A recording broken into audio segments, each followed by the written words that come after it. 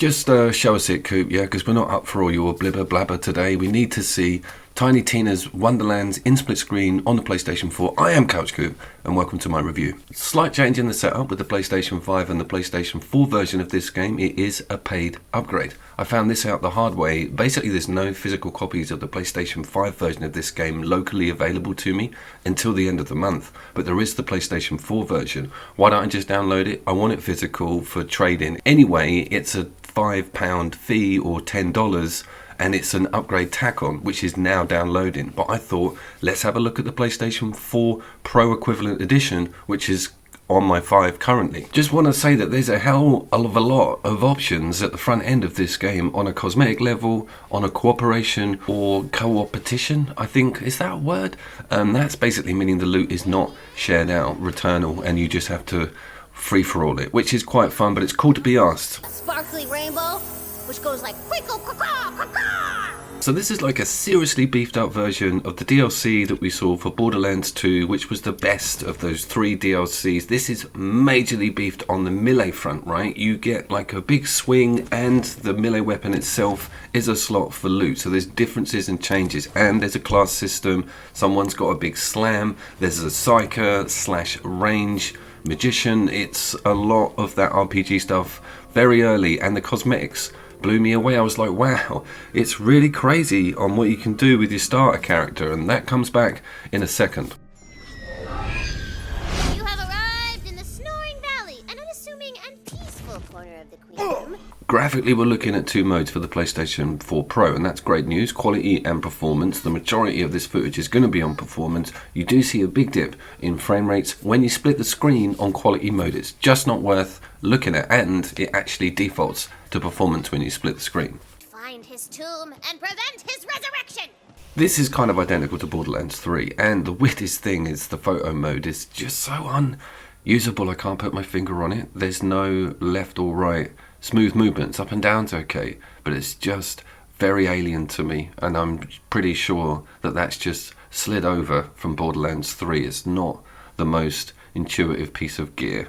Horizon Forbidden West is not crapping its pants just yet. Okay, can we get back to, because you seem to be sidetracking a little bit, split screen does start in the horizontal, can be switched out to vertical. I'm a big fan of vertical, don't need to pitch why. If you put it in horizontal, it's great for driving games, but first person shooters, they really do benefit from having that almost squared section of half of widescreen TV. But it's cool, quick and easy. I didn't test a non-profile guest, okay, and it's there as an option, and I know that you can take both paid profiles online. I'm pretty sure you can take a non-paid guest online under the umbrella of a paid PSN account. Here is a switch out between 2 modes with the split screen on, and ask yourself a little question here. What one are you looking at currently? Well, the answer is resolution. We're now going to go over to performance. So we weren't even looking at the best frame rates when it came to the split screen mode, and now we are.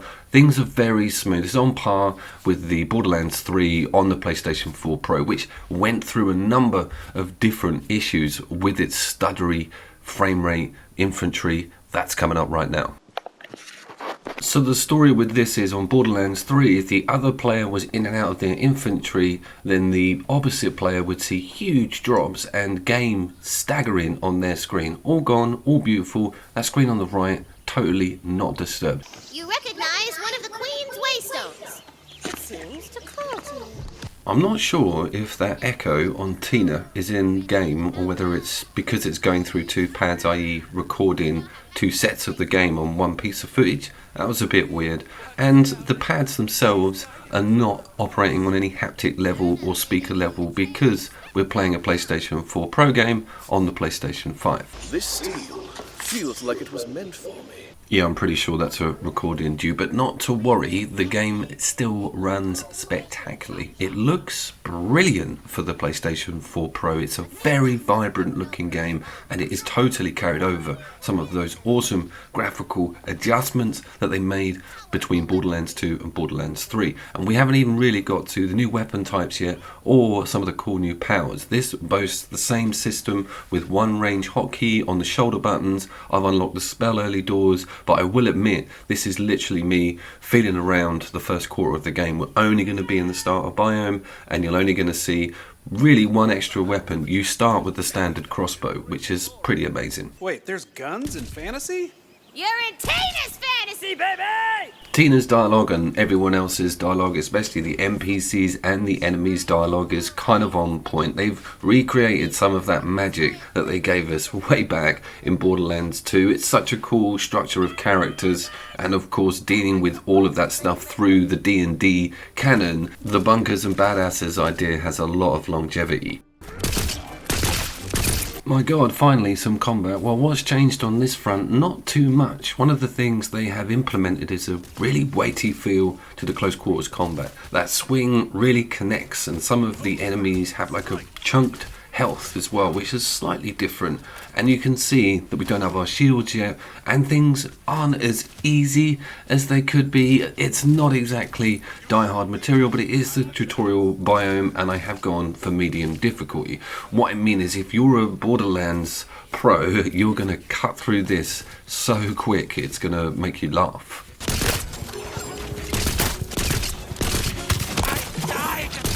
See that?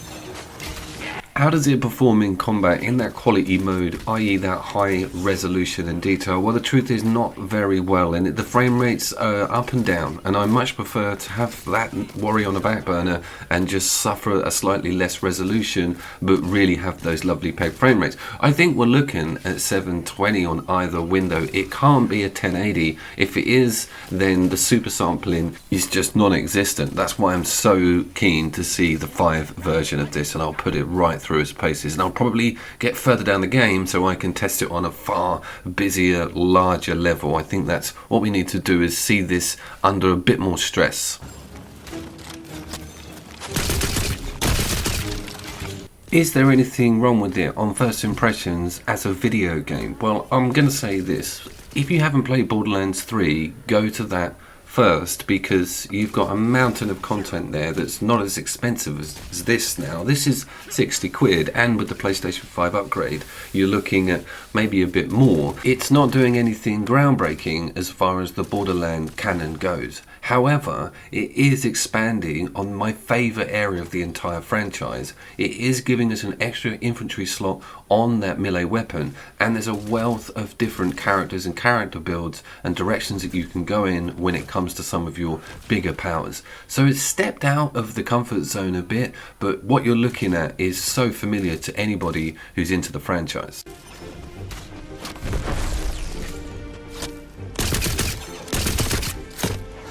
As an avid couch co-opper and split screen lover, and someone who runs a channel all about it, it's an essential purchase for me, and I've always been very keen on Gearbox's split screen games, and it's brilliant to see a game come out, what are we in, March 2022, on all platforms, full-blown split screen, and I've got a feeling the quality mode on the PlayStation 5 is going to look mint. It's going to be absolutely crazy.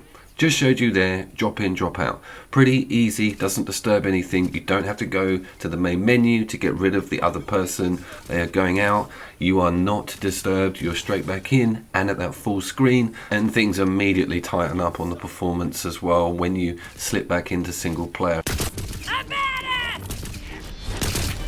We also want to cover coming back in very quickly as well. One of the things you need to watch out for with Borderlands is coming in raw without a profile, because you will not have any decent weaponry to keep up with the person that you're playing with. But it's a cool idea with the infantry that you can drop stuff for the other player to pick up so you can get them prepared. But I do like the idea of your profile being loaded in and all your gear and stuff coming with you, and you can upload your PlayStation 4 save to the 5 version. I'll be testing that in real time very shortly later. So here's the plan. I'm going to do this again on a review front for the PlayStation 5 version of this game, and I'm going to bowl it all in for the co-op campaign list. So it's all changed up now, and we've potentially got 3 Borderlands games in that list. So, woof, I've been Couch Coon.